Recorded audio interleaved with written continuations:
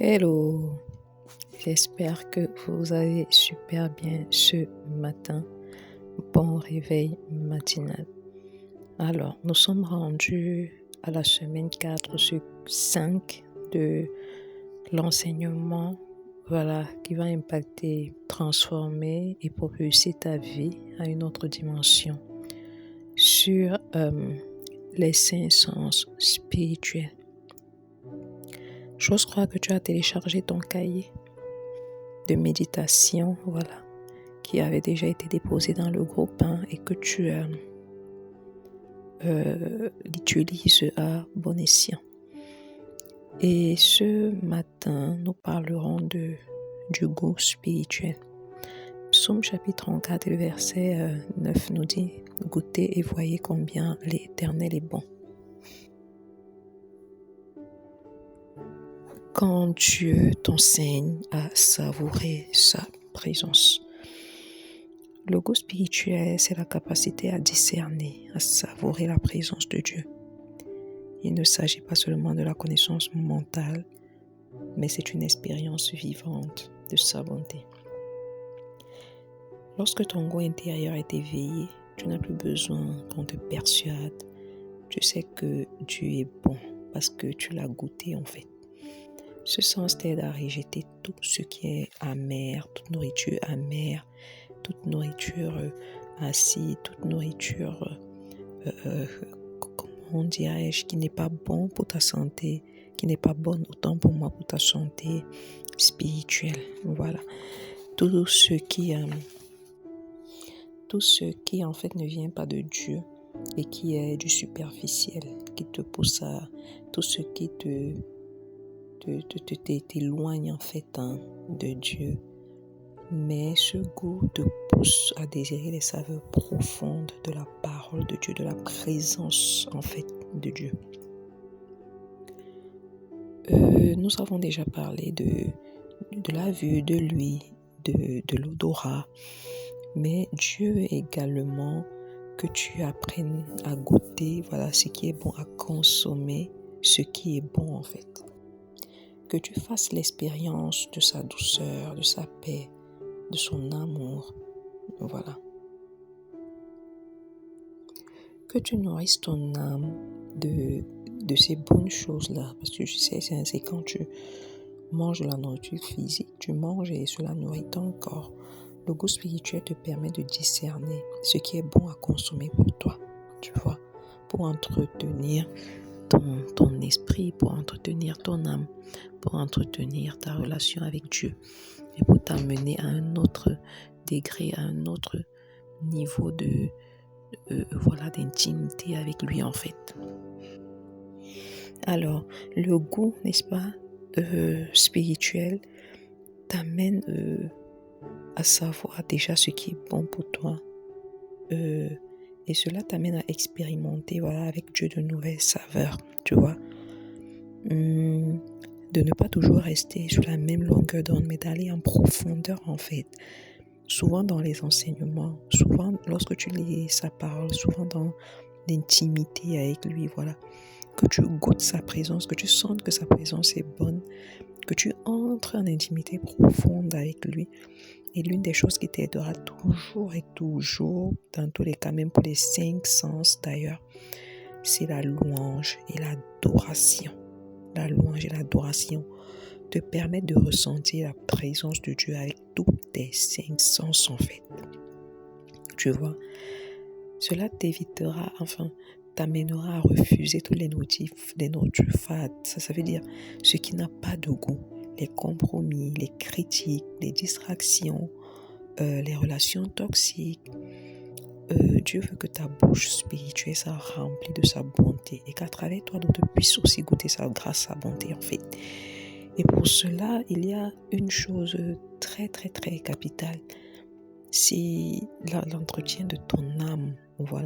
Ton âme ne doit pas garder des rancœurs, ton âme ne doit pas garder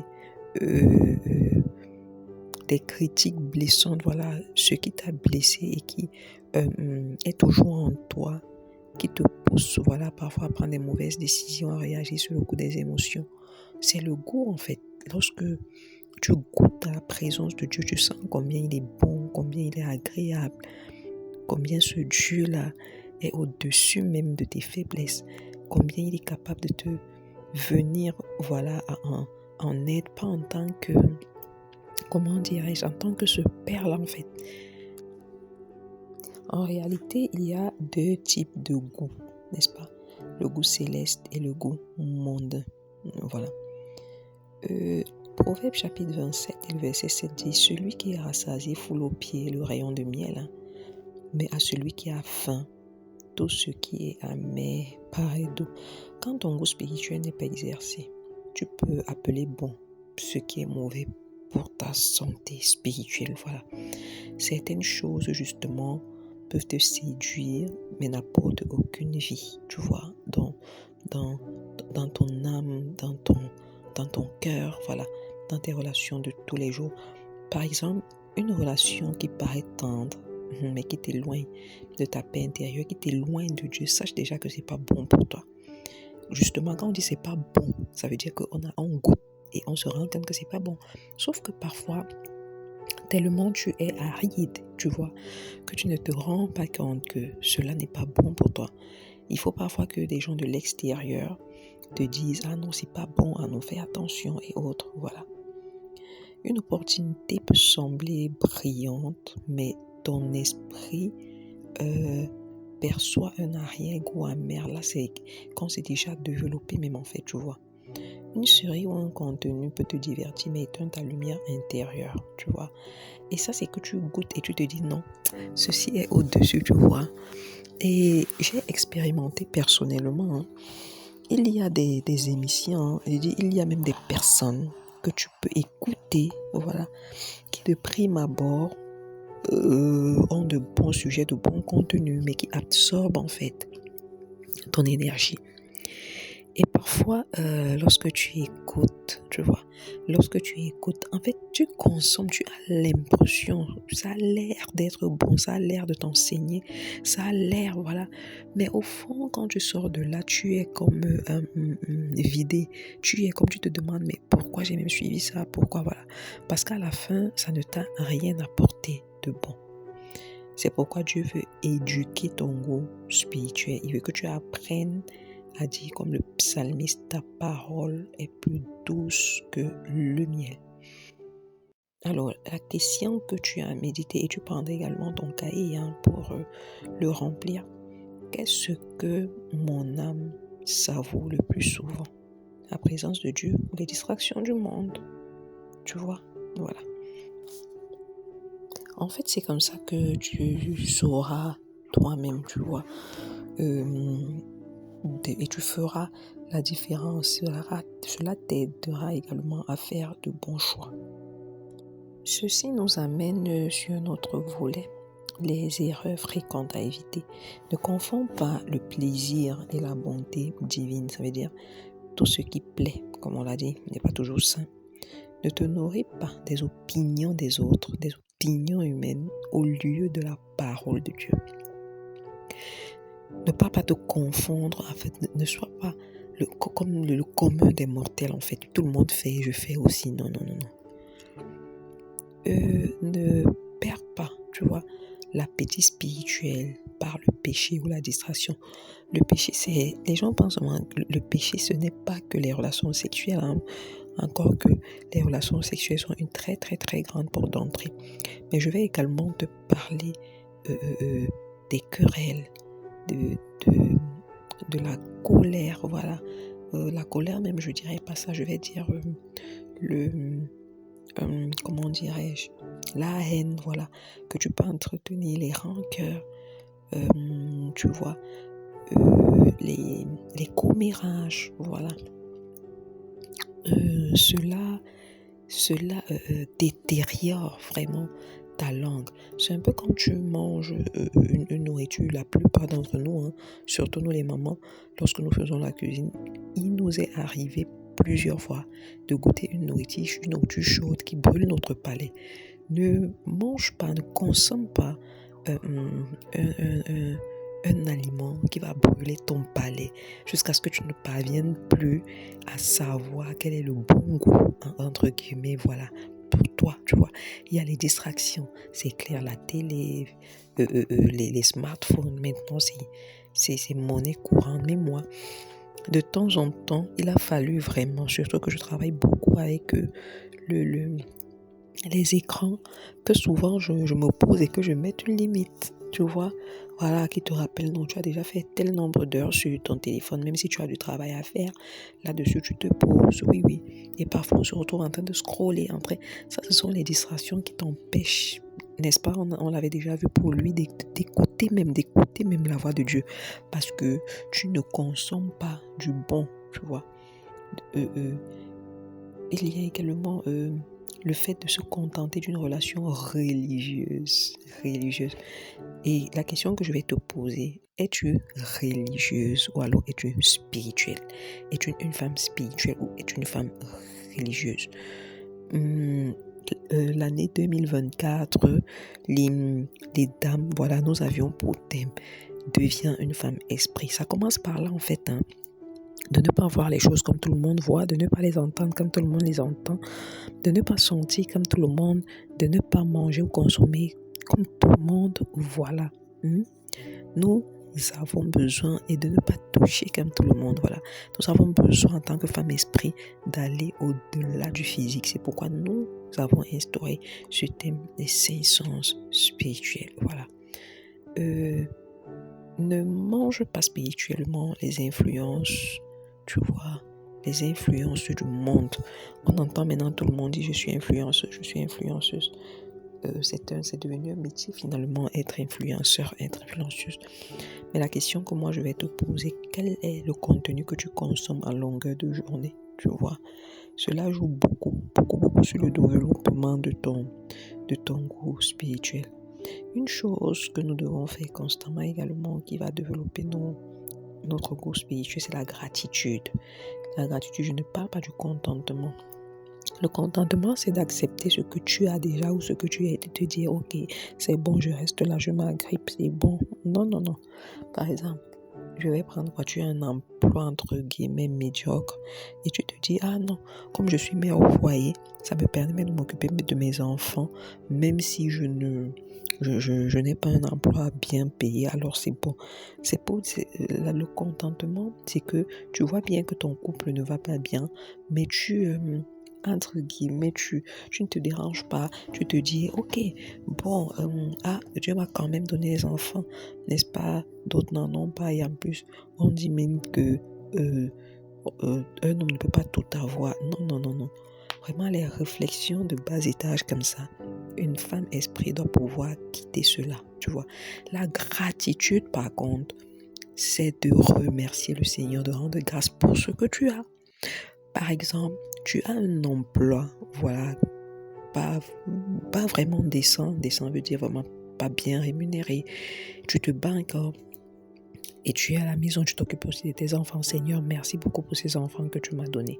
Je te rends grâce pour cet emploi que tu m'as donné. D'autres n'en ont pas. Ça, c'est la gratitude.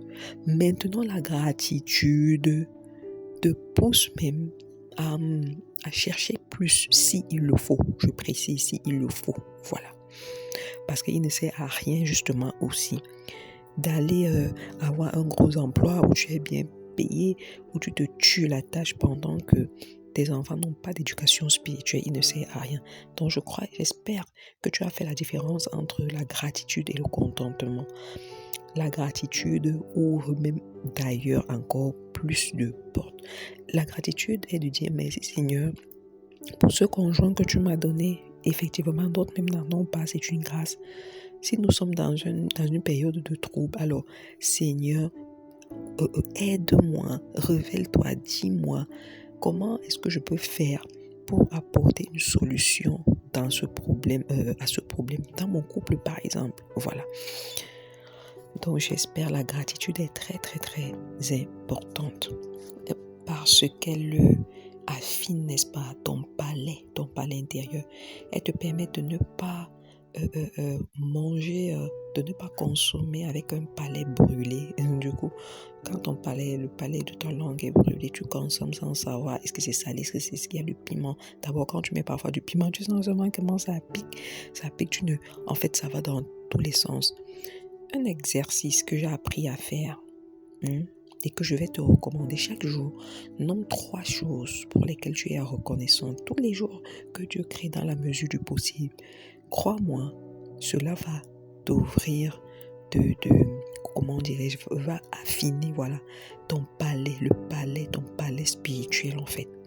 Fuis les nourritures polluées, ça on l'a déjà dit, tout ce qui est paroles négatives, les musiques vides, les environnements chargés qui éteignent ton goût divin, tout environnement qui ne te pousse pas à progresser. Je t'encourage à le quitter. Tu es peut-être dans un groupe, voilà, où on est tout le temps en train de critiquer, de salir les gens, je sais pas, d'envoyer des injures. Qu'est-ce que tu fais exactement dans ce groupe-là? Sors simplement. Tu es dans un groupe où tu n'as pas vraiment ton intérêt, tu vois. Quand je dis intérêt, ça peut être un très bon groupe. Surtout, on a maintenant plusieurs groupes WhatsApp et tout. Ça va être un très bon groupe. Sauf qu'on parle peut-être des choses qui ne te concernent pas toi. Qu'est-ce que tu fais vraiment là-dedans? C'est le moment pour toi de faire également le tri des groupes, de la plupart des groupes WhatsApp dans lesquels tu es. Cultive le silence intérieur. C'est dans le calme que ton esprit reconnaît la douceur de Dieu. C'est dans le calme que tu peux apprécier, voilà, la grâce que Dieu t'accorde. C'est dans le calme, et je ne parle pas toujours du calme physique, non, mais du calme spirituel également, que ton esprit ne soit pas agité. C'est dans le calme que tu peux bien savourer de bonnes choses et les digérer mieux, tu vois. C'est comme un bon repas. Quand tu as déjà bien mangé, tu as envie de manger, de coucher, voilà, de savourer, parfois de t'allonger d'abord, voilà, avant de digérer, tu vois. C'est exactement pareil. Voilà. Donc, refuse l'amertume, toute rancune, voilà. Pardonne, et que ton cœur trouve la sensibilité. Pardonne-toi également tes erreurs, parce que c'est l'une des choses qu'on fait souvent. On parvient parfois à pardonner aux autres, mais on n'arrive pas à se pardonner nous-mêmes. Non, apprends à te pardonner également pour affiner ton goût spirituel. Voilà, la Bible dit que ta parole soit toujours accompagnée de grâce assaisonnée de sel. Une femme esprit n'ouvre pas la bouche pour dire n'importe quoi, tu vois. Une femme esprit n'ouvre pas la bouche pour dire des insanités. Une femme esprit n'ouvre pas la bouche pour les injures. Une femme esprit n'ouvre pas la bouche parce qu'en fait, ce qui sort de ta bouche, c'est exactement ce de quoi tu te nourris. Tu n'as pas vu la Bible dit quelque part. Ce qui entre dans la bouche de l'homme, c'est pas ce qui le souille, mais c'est ce qui sort en fait de sa bouche qui le souille. Tu vois, ce qui sort de sa bouche, c'est ce qui le souille. Qu'est-ce que tu consommes qui entre et qui peut te souiller ou bien qui peut t'élever, tu vois. Sois cette femme dont les paroles guérissent, dont les paroles réconfortent, dont la présence rassure, dont la bouche vraiment est une source de bénédiction et de grâce, dont la vie donne envie de te connaître Dieu. Ta vie doit donner envie aux autres de connaître Dieu, tu vois. Voilà. Ton goût spirituel doit également te permettre de rejeter tout ce qui n'est pas de Dieu. Il y a un verset qui dit, même si nous buvons quelques breuvages mortels, il ne t'arrivera rien. Ton goût doit être capable de rejeter même les poisons physiques. Il peut arriver, on ne t'a pas dit d'aller chercher un poison, voilà. Ou bien de savoir qu'un truc empoisonné, tu le bois ou tu le manges, non. Mais il peut arriver que tu consommes, voilà, du poison. Les gens sont mauvais maintenant. Quelqu'un est avec toi, mais te met du poison dans le repas, dans de la nourriture. Ce que tu auras consommé spirituellement doit te permettre de pouvoir rejeter, tu comprends? De pouvoir rejeter cela, même sur le plan physique, tu comprends? Et même, il y a un aspect, parfois on fait des songes. Si tu fais des songes où tu manges, où tu bois, où tu es dans une fête et tout, quand tu te lèves, prie, fais cette prière-là. C'est-à-dire, ne l'oublie jamais de vomir automatiquement tout ce qui n'est pas de Dieu. Et je vais te donner un secret. Chaque fois que tu te dors toujours avec une bouteille d'eau à ton chevet, je précise à ton chevet, pourquoi? Pour que tu sois apte minimum à boire de l'eau le matin avant d'ouvrir ta bouche, même pour prier. Dès que tu te lèves, bois environ un verre d'eau, voilà, environ un demi-litre ou légèrement moins, voilà. Cela te permet, voilà, lorsque même scientifiquement, hein, c'est prouvé, voilà, d'évacuer d'abord toute, comment on appelle, lorsqu'on se réveille le matin, parfois la laine n'est pas bonne, voilà. Déjà, c'est évacue automatiquement cela. Cela te permet également de te rappeler les rêves. Donc, si tu es de celle-là qui a l'habitude d'oublier, voilà, les rêves qu'elle fait, crois-moi, bois cette eau et dis-toi toujours, pendant que tu bois cette eau, tu dis Seigneur, je consomme le sang de Jésus-Christ et que tout ce que j'ai mangé, tout ce que j'ai bu, qui n'honore pas ta présence dans ma vie, que cela soit totalement anéanti par ce sang, par cette eau que je suis en train de boire, qui est le sang de Jésus-Christ. Ça, je te parle sur le plan spirituel, mais même scientifiquement, cela est prouvé, tu peux aller faire des recherches, voilà. Alors, nous allons justement continuer en te disant, il faut justement que tu sois apte à détecter ce que tu manges spirituellement chaque jour, qui affine ton goût spirituel, tout ce qui nourrit ton âme et tout ce qui peut également empoisonner, voilà, ta langue, tout ce qui peut brûler ton palais, tout ce qui peut faire en sorte que tu ne ressentes pas véritablement le vrai goût de l'Éternel. Goûtez, voyez combien l'Éternel est bon. Tu dois pouvoir goûter la saveur, la présence de Dieu tous les jours, chaque matin, tu vois. Tu dois pouvoir la goûter, l'expérimenter en journée, dans la soirée, dans la nuit, même quand tu dors, tu vois.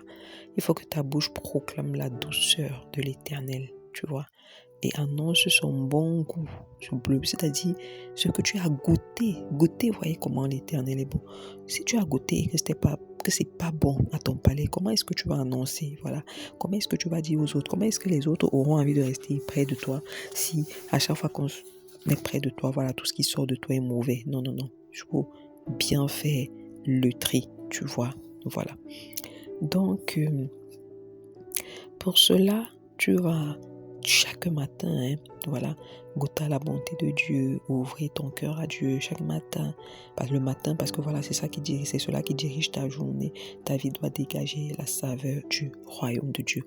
Le reste, il faut rentrer dans ton cahier de méditation, voilà, le carnet que tu as téléchargé et tu le remplis. Si tu as des questions, comme d'habitude, n'hésite pas, pose-les-moi dans le groupe, en inbox, voilà, en précisant ta question. Hein. Tu prends le temps d'écrire ou de préciser ta question. Souvent, ça peut aider quelqu'un d'autre. N'hésite pas à partager également à une sœur, voilà, à ta communauté, si ça peut aider, voilà. Si ta communauté, voilà, est à la recherche des sens spirituels qui peuvent les lever, voilà, tu comprends. Voilà, cette saison est ta saison et cela, tu es en train d'aller à une autre dimension. Pour cela, tu as besoin d'être équipé. Alors, à nous revoir à 18h, voilà, à 18h pour la prière de 30 minutes. Surtout, n'hésite pas, partage avec quelqu'un. Voilà, partage avec une femme. Et c'est la dernière semaine, la dernière annonce, que là, cet enseignement d'impact se clôture jeudi prochain, voilà, par la grâce de Dieu. Sur ce, mesdames, je nous souhaite à chacune de nous une agréable journée.